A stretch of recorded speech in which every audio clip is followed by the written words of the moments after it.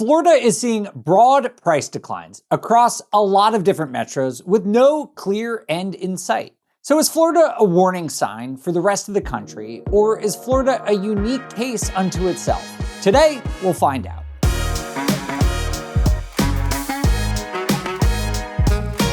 Hey everyone, welcome to On the Market. Thanks for being here. In today's episode, we're going to be focusing not just on Florida, but we'll be looking at Florida specifically and then sort of extrapolating out what's going on there and whether it is likely to spread to the rest of the country. Because if you look at the data, and we'll get into this in more detail, there is a real correction in terms of prices going on in that market. That doesn't necessarily mean that it's a sign of things to come elsewhere in the country, but it could be. So the question is Florida unique, or will other markets follow suit and start seeing the kinds of corrections that we're seeing in that market? But actually, before we get into today's topic, I just wanted to let you all know that Henry Washington, one of our co-hosts here on the Market, and I are doing something super fun this summer, and we would love for you guys to join.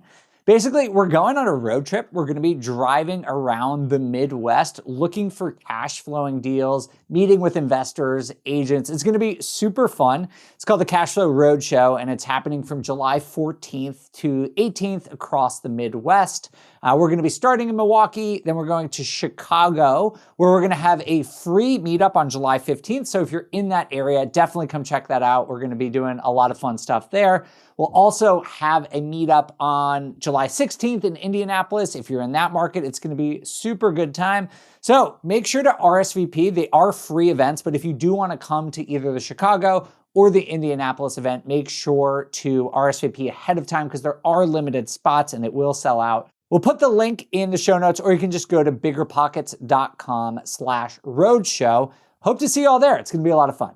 All right, so back to our topic today, which is, again, about Florida. Let's just talk about what has been going on in that market.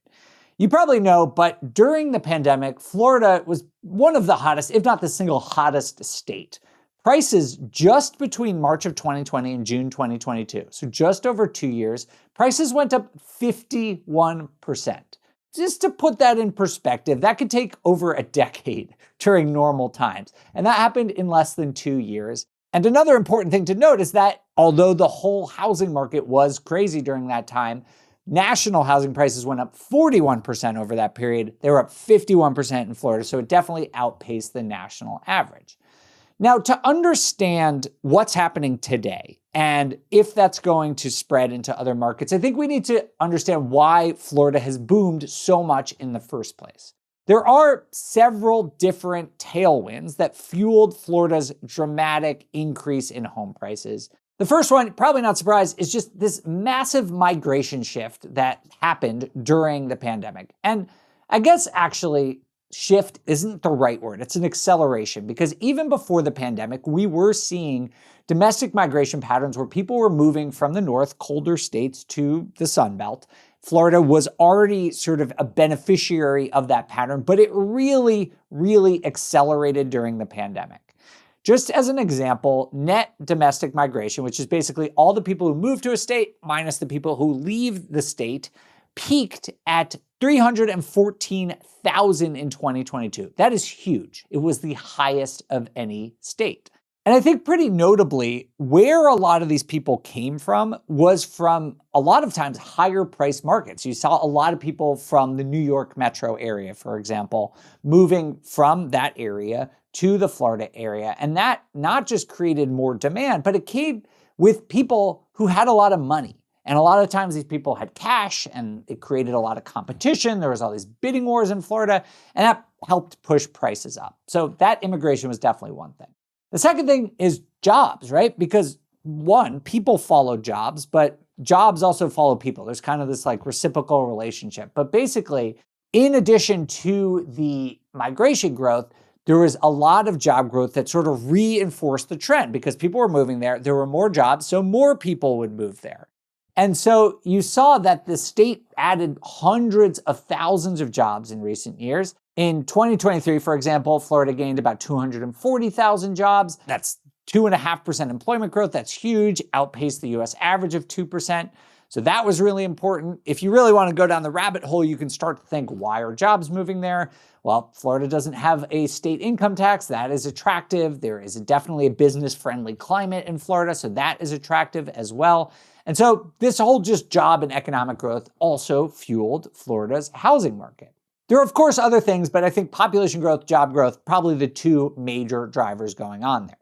So as of today, for single-family homes in Florida, 66% of markets, so not every city, but 2/3 of all markets in Florida have already seen prices fall year over year. And that is happening in different degrees. We'll get into that, but that's pretty significant.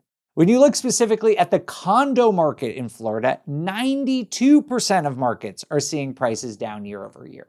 And take that into account because as of right now, even though, as I've said, I think we'll see more markets in the US shift into this corrective area, we still have prices up year over year by most measures. If you look at Redfin or Zillow or Case-Shiller, whatever, they're all up year over year as of right now. Florida is bucking that trend. Now, if you break it down, different markets are doing different things. Small markets like Punta Gorda, seeing double-digit price declines. Northport, Cape Coral, they're all seeing big declines. When you look at bigger markets like Miami, still up year over year. Orlando's about flat. Tampa's down a little bit, but not as significantly. And so there are some regional variances.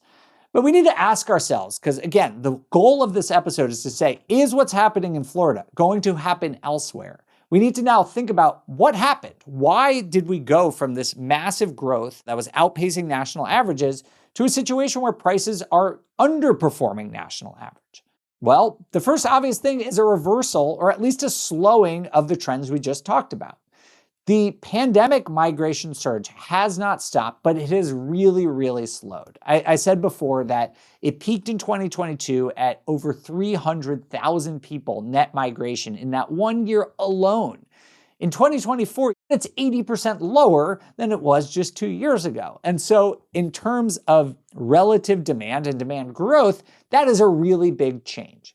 And if you factor in again how this might impact the overall market, if you believe that a lot of the people that were moving to Florida were in a good financial position, then when that starts to dry up, that changes the buyer pool to be more heavily saturated by current residents. So current residents are making more of the buyer pool, and they might not have the financial resources as the people who just sold a property in New York or Connecticut and are moving down there with a lot of cash. And so that's happening at the same time where we have just harder financial conditions, right? Mortgage rates are a lot higher right now. And so this is creating a real affordability problem. That's one thing. The second thing is just supply, right? We talk about it all the time on the show that markets that have the most supply are seeing the biggest corrections, and Florida is no different. Florida has a lot of land. They have really built a lot. Historically speaking, they build a lot when demand is strong. So we see this all over Florida. There's just been a ton of building, and that can work when you have 300,000 net migrants every year. But when that slows and you still have all of the supply coming online like we do right now, that creates a condition for prices to go down. The third dynamic is insurance costs. And this is one of the most important shifts weighing on the Florida housing market in my mind. It's just the overall cost of homeownership. This is just going beyond purchase price and interest rates. Florida has been hit with very significant increases in insurance premiums and property taxes. And if you happen to live in a condo association fees. But let's just talk about the insurance thing first, because when I was doing the research for this, I was honestly shocked. Florida has the highest insurance premiums in the country, and it's not even close. The average homeowner insurance in Florida is above $10,000 a year right now. It is $11,000. The next closest, which is a neighboring state in Louisiana, is $7,000. So it's nearly 50% higher than the next closest. If you get down to, let's just pick like the 10th highest in Arkansas, you're already below $4,000. So you see how quickly these insurance costs drop off. Florida is just absolutely, by far, has the highest insurance premiums, and they've really gone up over the last couple of years, and that exacerbates that affordability problem that I've already was just talking about. In addition to that, property taxes go up when property values go up. And so while Florida tax rates are actually quite moderate, right? They're not like well above national averages. They are actually quite close to the average. They're about 0.8, where the national average is close to 0.1. So it's pretty close. But just because the fact that all these people who have lived there for a long time, they've benefited from enormous equity growth. But the trade-off with that is that your taxes go up. And so some people might be having cash flow problems paying for these things like taxes and insurance, even though they have more equity. The last thing here in terms of overall cost of homeownership is condo fees. As you might remember, there was the Surfside condo collapse back in 2021. And after that tragedy, there have been a lot of new regulations put into place to prevent it from happening again. And as such, a lot of condos have to make upgrades, and they are issuing special assessments. And I can't find great data about this, but pretty much every anecdotal source I can find on this says that this is a major contributing factor. And so I can't get you an exact number of how much this are, but I do think it's playing into the overall affordability challenge that's going on in Florida. So that's what's changed and has driven Florida from, sort of one of the fastest growing markets in the country to definitely the state with the biggest correction. The question then is this going to happen somewhere else? Is this going to spread to the rest of the country? And to do this, I thought we could compare this to the national market, and we will. But I kind of wanted to just compare it to other states, because when you look at the nation in aggregate, it can be hard to make comparisons to a single state. And so I picked two states. One is Texas, which I think draws a lot of comparisons to Florida. So I wanted to just look and compare and contrast those states. And then the other is Wisconsin, totally different market. I just thought it would be fun. It's actually a place Henry and I are going on our road trip, so I thought it'd be interesting to compare and contrast. Let's start with Texas though. So Texas, kind of like Florida, enjoyed this huge pandemic influx of residents. They saw home prices soar 40% from 2019 to 2023. And when mortgage rates dropped, Texas also felt a cool down. So it sort of has followed some of the similar patterns. Both states have strong job growth. They don't have income tax. They have a lot of new construction, right? There are a lot of things that are similar here. But one thing that's happened is Florida's downturn has been more widespread. It's happening in more markets, and it's lasted longer. Where Texas has seen decline in specific markets, Austin is sort of like the one we always pick on, whereas other markets like Dallas and Houston, they've had mild dips, but they're not as significant. In Texas, the declines have been a lot more measured. You're not seeing many cities in those markets with 12% declines like we see in some markets in Florida. And so the question is, what is the difference? Because the migration, the supply, the things are going differently. To me, the one key difference that I see is sort of this total overall cost of homeownership. And that comes down to those three things that I was talking about, which is insurance, it is taxes, and it is condos and special assessments. And the interesting thing here is that in Texas, Texas actually has a higher property tax rate. It's pretty high in Texas. It's close to 2%. It's one of the highest in the country. So I think that is contributing to the Texas decline, right? Like this increase in property taxes is negatively impacting the cost of ownership and is probably contributing to the corrections that we're seeing in a lot of markets in Texas. But they are not getting this 1-2 punch of both the insurance costs and the tax costs going up. And to me, that is sort of the unique thing that differentiates Florida from Texas. There are obviously a lot of different regional differences. I'm making broad comparisons, but I think Texas and Florida are similar in a lot of ways. And the one difference I see is the insurance costs. And that to me is maybe one of the main reasons why Florida is seeing this sharper correction than the correction we are seeing in Texas. Now, the second market I wanted to compare to, I don't think follows many similarities to Florida at all. Wisconsin, obviously in the Midwest, it's much colder. It did not see a massive pandemic influx of population. The population, from what I've seen, did grow during the pandemic. It is one of the Midwest states that has continued to see a stable or growing population, but nothing crazy. We did see prices go up in Wisconsin, but 7-8% annually, which I should say is huge for a normal year. But during pandemic years, some markets were seeing 10, 15, even 20% in individual years. And so, it was very different dynamics going on in Wisconsin and Florida.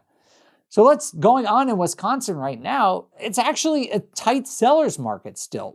Prices in Wisconsin went up 8% last year. They're still up year over year. And most of the forecasts think that although on a national basis we'll see prices decline, Wisconsin might actually be insulated from that and not experience some of the declines that we see elsewhere in the country. So again, we need to ask ourselves, why this divergence? Well, unlike Florida, the Midwest has been very stable. The demand that exists in Wisconsin, largely speaking, is mostly from in-state populace and, natural growth. Some inbound migration, some just birth rates, natural household formation. And when this happens, it can lead to slower growth during boom times. But it also means that there isn't this just accelerated construction that happens during these boom markets like Florida. In Florida, everyone started building like crazy when you saw these domestic migration numbers because they wanted a piece of it. In Wisconsin, nothing really changed all that much, so they didn't start building multifamily like crazy. And as a result, when you fast forward a couple of years, you see the market just continue to be stable because the market is strong. There's job growth in Wisconsin, there's population growth, but there isn't this supply shock that we are seeing in both Florida and Texas that has helped putting downward pressure on prices. The second thing is that Wisconsin homeowners really aren't facing these kinds of insurance or tax shock. I mean, they're gonna still have the same thing. Prices, even in this more muted market, still have gone up like crazy. And so they're still going to be paying higher taxes in some respect, even if the tax rate has stayed the same, but they're not going to have the same level of insurance and tax impact that's impacting sort of the overall cost of homeownership that we were seeing in Florida, Texas, and frankly, a lot of the other Sunbelt states.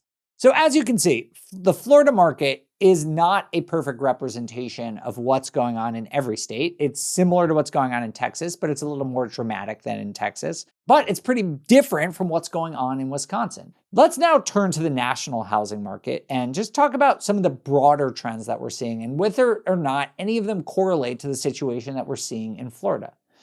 Well, nationally, the housing market over the last year or so has been somewhat of a mixed bag. Some regions are up, some are down, but on average, US home prices have been somewhat flat to up. Of course, these Sunbelt markets, Florida, Austin, we see places in Louisiana, some places in Arizona, have cooled, but there are a lot of other markets that are seeing relative strength. And I think we need to sort of split out the different variables that are happening in Florida and apply them and see if they actually fit with the national housing market. So the first thing we talked about was migration trends. That has been slowing down. And I think that makes sense given where we are. Just, the pandemic's been over for a couple of years. Remote work, a lot of that is being reversed. And so I do think a lot of the states that have seen the benefits or did see the benefits of those migration surges, that is going to slow down. And those are also the markets that we saw a lot of building. And so yeah, I'm trying to talk about the national market, but I'm inevitably just going to go into regional differences.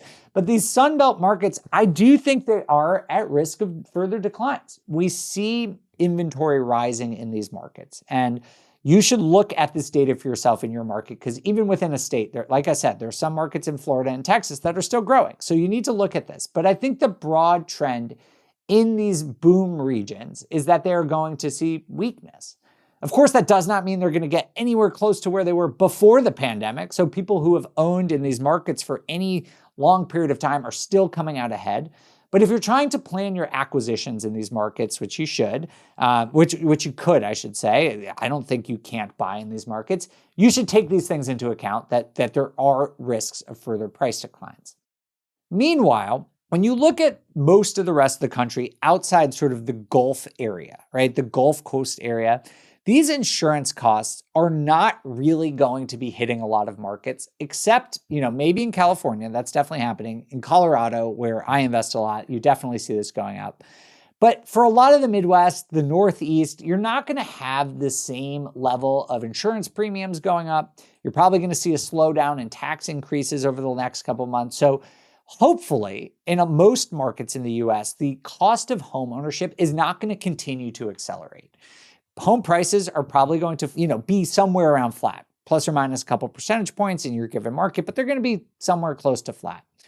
Mortgage rates have really stabilized, so that's going to be close to flat. Hopefully, property insurance is close to flat. And so we're not going to see this ever escalating cost of homeownership going up. I actually think there's a chance we start to see some of it go down, whether from price corrections or mortgage rates decline. And I think that will stabilize most markets. I've said before, though, I think that there is a good chance that nationally we do see prices decline year over year by a couple percentage points. Nothing crazy, but I do think people should be prepared to at least see those headlines, right? It's going to be in the media if that happens, and so you should be preparing for yourself. That said, to answer our big question, Florida's in a real correction. There are one or two markets there that you would call a crash. To answer this question, is this a warning sign for the rest of the country? I would say no. I don't personally see a lot of signs that we're going to see double-digit declines on a national basis. I don't even think most states, or really any states, will even see double-digit declines even in the next year. I think the chances of a continued correction or a plateau is pretty likely, right? I think they're going to continue in Florida and the Gulf Coast and a lot of these boom markets for the foreseeable future, but that does not mean that they're going to spread everywhere in the country. As we talk about on the show, for that true across-the-board crash to happen, what we need to see is more delinquencies on mortgages, people getting underwater on their mortgage, not paying that mortgage. There's not really signs that that's happening right now. What we're seeing in these markets is it got too hot, people got too enthusiastic, they built too much, the cost of home ownership is going up too much, and so there needs to be a correction to mitigate what was overgrowth during that time. A lot of the country doesn't have that dynamics. On national averages, delinquencies are still low. So that risk of crash is relatively low. I will say there is a chance that this correction in Florida does accelerate. I think especially in the condo market. I do see still some downside risk there, particularly in Florida, but I think that's maybe an isolated case, at least for now. Of course, things can change, but the data that we're looking at every single day suggests that that might be an isolated case and it's unlikely to spread into other markets. So that's what we got for you guys today on this episode of On the Market. Big picture, Florida is experiencing correction. Other markets are going to see these kinds of correction, but the risk of a crash is still relatively low on a national basis. And there are going to be a lot of markets, a lot of states, a lot of individual metros that continue to grow, even while you see some markets see declines. And by the way, that's normal. Like during normal times in the housing market, some grow, some correct. That's just like what normal market conditions are. We just saw this period of time for a while there where everything was growing, but that is not normal. That is not what we should be expecting. And so just all the more reason for people to understand their local market conditions, listen to shows like this to make sure that they're up on national trends, because that does tell you a lot of the broad sort of biggest strokes, but then also helps you understand what metrics you should be following to dig into your own market and formulate your own strategies. For Bigger Pockets, I'm Dave Meyer. This is On the Market. We'll see you next time.